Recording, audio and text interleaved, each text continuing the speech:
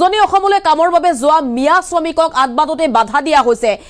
20টাকৈ পৰিয়ালক আবদ্ধ কৰি ৰখা হৈছে ইয়াৰ পাছতে সৃষ্টি হৈছে হুলস্থুলীয়া পৰিস্থিতিৰ আমি লৈ আহিছো বিশেষ খবৰ উজনি অসমলৈ যোৱা মিয়া শ্ৰমিকক পুনৰ বাধা দিয়া হৈছে কলগাছে লাচাংগাত এই ঘটনা কলগাছে লাচাংগাত সৃষ্টি হৈছে উত্তেজনা কামৰ বাবে উজনিলৈ নিয়া মিয়া শ্ৰমিকৰ বাহনক বাধা দিছে আমসুৰ এটা দলে আবদ্ধ কৰি ৰাখিছে 50 জন মিয়া শ্ৰমিকক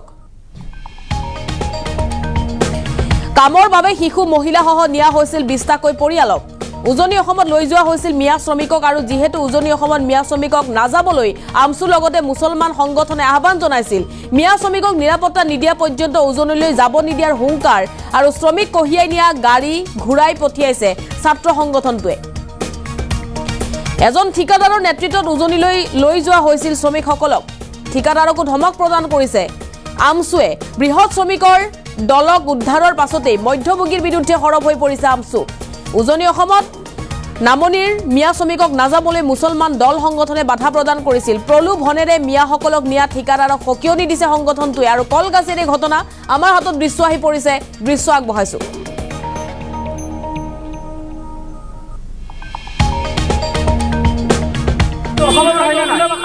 আপুনি অসমীয়া ক'ব লাগিব কথা কথা আপুনি ডাইৰেক্ট আহি মানুহ ল'বলৈ আহিছে কাৰ পাহাৰত আহিছে আপুনি নামনি অসমত যে আমাৰ মানুহখিনি অত্যাচাৰ হৈছে তাৰ দায়িত্ব আপুনি ল'ব নেকি আপোনাৰ সাহস কেনেকৈ হ'ল যে ইয়াৰ পৰা মানুহ লৈ যাব আপুনি তেওঁলোকৰ দায়িত্বখন আপুনি ল'ব লৈ লওক আপুনি দায়িত্ব বন পেপাৰত সিগনেচাৰ কৰক আপুনি বন পেপাৰত সিগনেচাৰ কৰি লৈ যাওক যে এইখিনি মানুহৰ অলপ আচৰণ নালাগিব দিলেও নহ'ব কৰিব লাগিছিল আপোনাৰ এইখিনি সেই এৰিয়াৰ এছপিয়ে দিব লাগিব যে শ্ৰমিকখিনিৰ নিৰাপত্তা আমি দিম তেতিয়াহে আপুনি লৈ যাব এই মানুহখিনিৰ নিৰাপত্তাটো লাগিব ন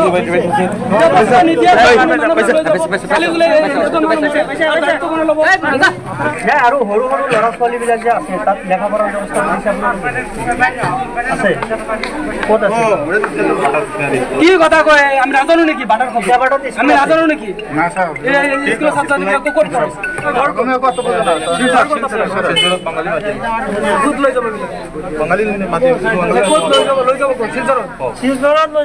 অসমত থাকি আপুনি অসমীয়া কথা ক'ব নোৱাৰে আপুনি অসমীয়া ক'ব লাগিব কথা কথা আপুনি ডাইৰেক্ট আহি মানুহ ল'বলৈ আহিছে কাৰ পাহাৰত আহিছে আপুনি নামনি অসমত যে আমাৰ মানুহখিনি অত্যাচাৰ হৈছে তাৰ দায়িত্ব আপুনি ল'ব নেকি আপোনাৰ সাহস কেনেকৈ হ'ল যে ইয়াৰ পৰা মানুহ লৈ যাব আপুনি তেওঁলোকৰ দায়িত্বখন আপুনি ল'ব লৈ লওক আপুনি দায়িত্ব বন পেপাৰত সিগনেচাৰ কৰক আপুনি বন পেপাৰত সিগনেচাৰ কৰি লৈ যাওক যে এইখিনি মানুহৰ অলপ আচৰণ নালাগিব দিলেও নহ'ব কৰিব লাগিছিল আপোনাৰ এইখিনি সেই এৰিয়াৰ এছপিয়ে দিব লাগিব যে শ্ৰমিকখিনিৰ নিৰাপত্তা আমি দিম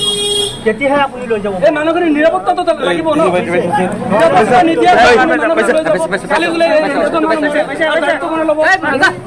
আৰু সৰু সৰু ল'ৰা ছোৱালীবিলাক যে আছে তাত লেখা পঢ়াৰ ব্যৱস্থা আছে ক'ত আছে কি কথা কয় আমি নাজানো নেকি বাটাৰ আমি নাজানো নেকি স্কুলৰ ছাত্ৰ-ছাত্ৰীবিলাকক ক'ত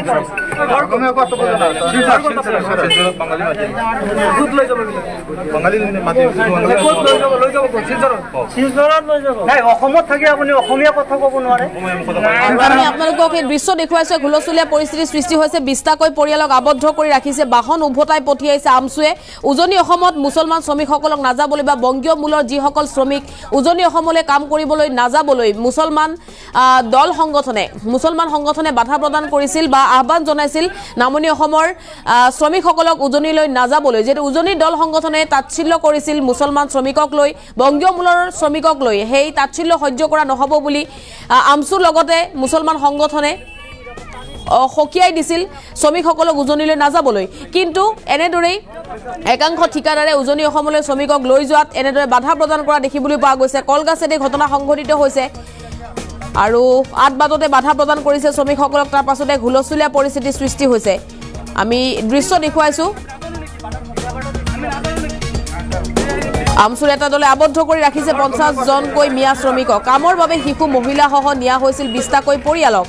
আৰু শ্ৰমিক কহিয়াই নিয়া গাড়ী ঘূৰাই পঠিয়াইছে ছাত্ৰ সংগঠনটোৱে এজন ঠিকাদাৰৰ নেতৃত্বত উজনিলৈ লৈ যোৱা হৈছিল শ্ৰমিকসকলক বৃহৎ শ্ৰমিকৰ দলক উদ্ধাৰৰ পাছতে মধ্যভোগীৰ বিৰুদ্ধে হৰব হৈ পৰিছে আমসু প্ৰলোভনেৰে শ্ৰমিকসকলক নিয়া ঠিকাদাৰক সকিয়নি প্ৰদান কৰিছে আমসুৱে আমসুৰ এটা দলে এনেদৰে আবদ্ধ কৰি ৰাখিছে 20টাকৈ পৰিয়ালক কামৰ বাবে উজনিলৈ নিয়া মিয়া শ্ৰমিকৰ বাহনক বাধা প্ৰদান কৰিছে আমছুৱে হুলস্থুলীয়া পৰিস্থিতিৰ সৃষ্টি হৈছে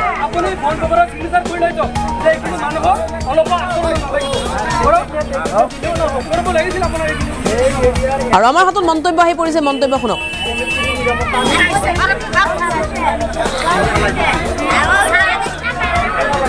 সাম্প্ৰতিক পৰিস্থিতি অসমৰ যে সাম্প্ৰতিক পৰিস্থিতি এই পৰিস্থিতি আপোনালোকে সকলোৱে জানে অসমবাসী ৰাইজে জানে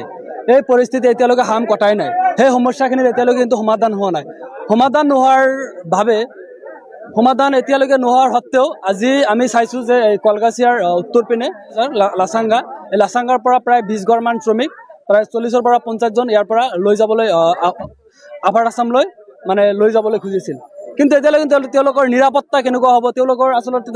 যায় তাতে নিৰাপত্তা হ'ব নে নাই সৰু সৰু কণ কণ ল'ৰা ছোৱালী লৈ গৈছে তাতে শিক্ষাৰ ব্যৱস্থা পাব নে নাই এইখিনি তেওঁলোকে কিন্তু কোনোমতে কৰিব নোৱাৰে তেওঁলোকৰ নিৰাপত্তাৰ এতিয়ালৈকে কোনো সুনিশ্চিত হোৱা নাই আমি যিজন মানুহ লৈ যাবলৈ আহিছে তাক জবাবদিহি কৰিছোঁ তেওঁলোকে কোনো ধৰণে নিশ্চয়তা দিব পৰা নাই গতিকে তাৰ বাবে আমি গোটেই অসমবাসী ৰাইজক আহ্বান জনাইছোঁ যিমান অসমৰ পৰা উজনি অসমলৈ যিমান শ্ৰমিক যাবলৈ খুজি আছে প্ৰতিজন শ্ৰমিক আমি নামনি অসমৰ পৰা যিমানখিনি পাৰোঁ সম্ভৱতঃ আমি সামূহিকভাৱে স্থিৰতা ৰাখিছোঁ অসমৰ মাননীয় মুখ্যমন্ত্ৰী হিমন্ত বিশ্ব শৰ্মা ডাঙৰীয়াই তেখেতে স্পষ্টকৈ কৈছে যে নামনি অসমৰ মিয়া যদি উজনি অসমলৈ কাম কৰিবলৈ যায় তেখেতসকলৰ নিৰাপত্তা মই দিব নোৱাৰিম সেই সময়ত কিহৰ ভিত্তিত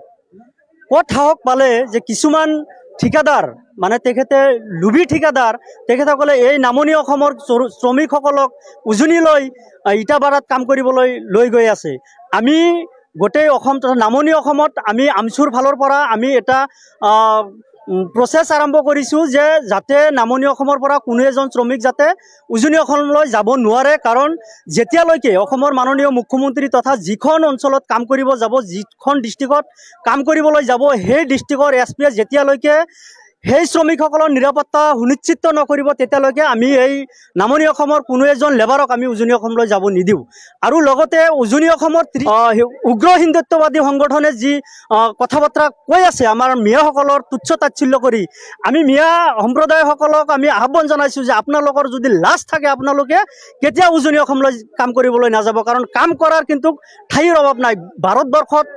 বহুত ৰাজ্য আছে বহুত ঠাই আছে কাম কৰাৰ কিন্তু বহুত মানুহৰ প্ৰয়োজন আছে গতিকে আপোনালোকে উজনি অসমলৈ নাযায় আপোনালোকে